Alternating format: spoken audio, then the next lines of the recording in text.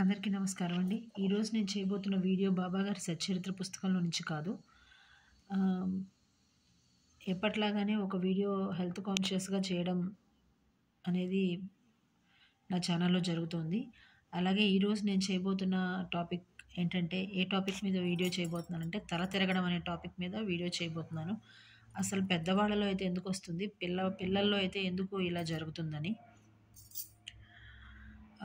Late చేయకుండా వీడియోలోకి వెళ్ళిపోదామండి. శ్రీమాత్రే నమః, శ్రీ గురుభ్యో నమః. అందరికీ నా వీడియోస్ నచ్చుతాయనుకుంటాను. నచ్చితే గానీ లైక్, షేర్ అండ్ సబ్స్క్రైబ్ చేయండి. ఏదైనా ఇన్ఫర్మేటివ్‌గా ఉంది అనుకుంటే మాత్రం ఫాలో చేయండి. ఈ తల తిరగడం పెద్దవాళ్ళలో అయితే ఎందుకు అంటే ఆహ్, బీపీ లోగా ఉన్నప్పుడు, అంటే బ్లడ్ సర్క్యులేట్ అయ్యే ఒక స్థితి లోగా ఉన్నప్పుడు మాత్రం ఇలా జరుగుతూ ఉంటుంది పెద్దవాళ్ళలో. అలాగే షుగర్ లెవెల్స్ ఫ్లక్చుయేషన్‌గా ఉన్నప్పుడు, అంటే ఎక్కువ తక్కువలుగా అలా ఉన్నప్పుడు, అలాంటప్పుడు కొంచెం ఈ కళ్ళు తిరగడం అనేది జరుగుతూ ఉంటుంది. అలాగే ఈ 2 కారణాల వల్ల కాకుండా వెర్టిగో అని ఒకటి ఉంటుందంటండి. అది నేను జస్ట్ సెర్చ్ చేసినప్పుడు నాకు తెలిసింది. చెవులో ఏవో ఒక ఫ్లూయిడ్ ఉంటుందట. అది దానిలోకి నీరు వెళ్ళినప్పుడు, మనం స్నానం అది చేసినప్పుడు నీరది వెళ్తుంది కదా! అది వెళ్ళినప్పుడు కానీ, ఏదైనా డిస్టర్బెన్స్ ఉంది అన్నప్పుడు గానీ, అలా కళ్ళు తిరుగుతాయట. ఒకవేళ ఈ చెవికి సంబంధించిందే అయితే గానీ, డాక్టర్‌ని కన్సల్ట్ చేయొచ్చు. ఇక పెద్దవాళ్ళకి కాబట్టి షుగర్ అండ్ బీపీ ఫ్లక్చుయేషన్స్‌ని బట్టి, అంటే మెడికేషన్ ఎలాగో ఉంటుంది కాబట్టి, మెడికేషన్‌తో క్యూర్ చేసుకోవచ్చు మేబీ.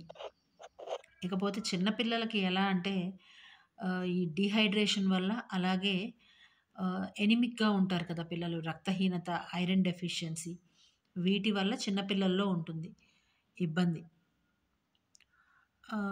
వీళ్ళు ఎక్కువ నీరు తాగకుండా డీహైడ్రేట్ అవుతూ ఉంటారు కదా! అలాంటి పిల్లలకి వాటర్ లెవెల్స్ బాడీలో ఎక్కువగా లేకపోవడం వల్ల, వాటర్ లెవెల్ ఎక్కువ లేకపోతే కూడా ఫ్లో అనేది సరిగ్గా జరగదు.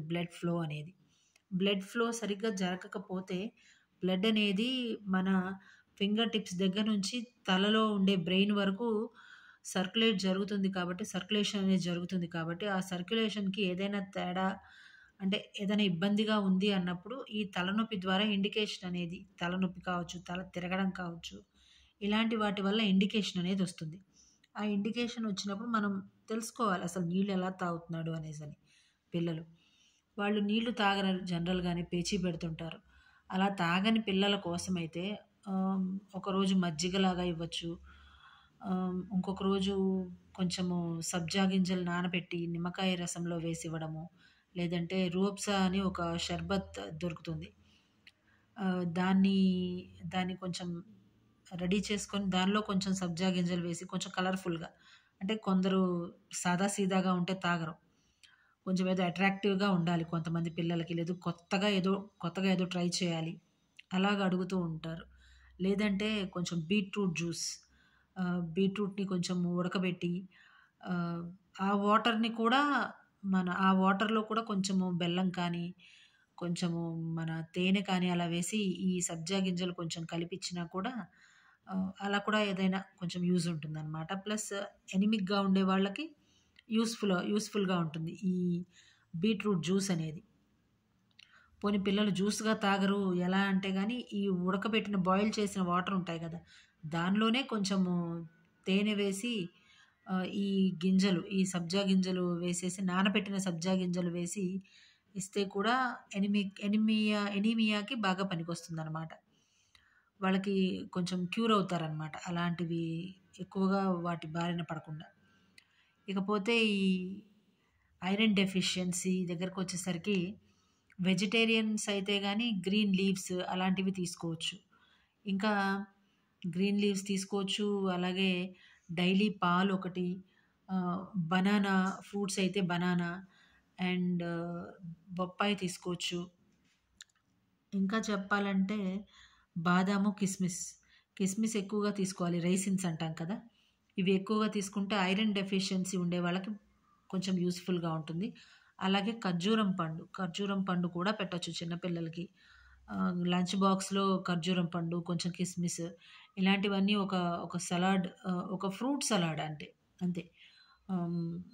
ఒక బనానా అండ్ ఒక జామ పండు, 2 డేట్స్ అట్లా ఒక సలాడ్ లాగా చేసిస్తే అలా కూడా తింటారు. అలా కూడా ఒక ఐరన్ డెఫిషియన్సీ ఉండే వాళ్ళకి బాగా పనికొస్తుంది. నాన్ వెజిటేరియన్స్ అయితే గానీ, నాన్ వెజిటేరియన్ అంటే మటన్, చికెన్‌తో పాటు ఆహ్, ఇంకా ఉంటాయి. ఎగ్ తీసుకోవచ్చు. కొంచెం రోజు నెయ్యి తీసుకోవచ్చు. అలాగే నువ్వులు, బెల్లం యూజ్ చేసేవాళ్ళు బెల్లం వాడొచ్చు. ఇలా రకరకాల ఉన్నాయి. మనము రోజు యూజ్ చేసే ఎనీమియాని తగ్గించుకోవచ్చు. ఐరన్ డెఫిషియన్సీని. అందరికీ నమస్కారం అండి. ఈ రోజుకి ఇంతేనండి.